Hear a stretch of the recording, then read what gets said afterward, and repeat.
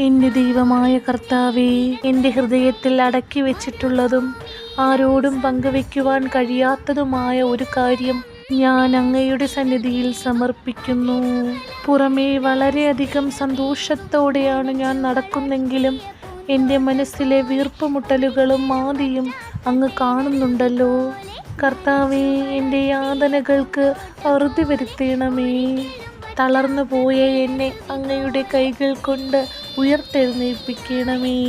ലോകം മുഴുവൻ എനിക്കെതിരാണെന്ന് എനിക്കറിയാം. എല്ലാവരും എന്നെ ഒറ്റപ്പെടുത്തുന്നു. എൻ്റെ കയ്യിൽ നിന്നും ധാരാളം പൈസകൾ ഞാൻ അറിയാതെ തന്നെ നഷ്ടമായിക്കൊണ്ടിരിക്കുന്നു.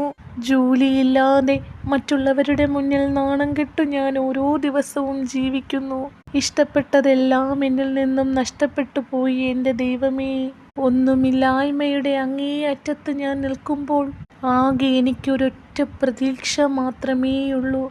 എൻ്റെ പിതാവായ അങ്ങ് എന്നെ ഒരിക്കലും കൈവിടില്ല എന്നൊരു വിശ്വാസം.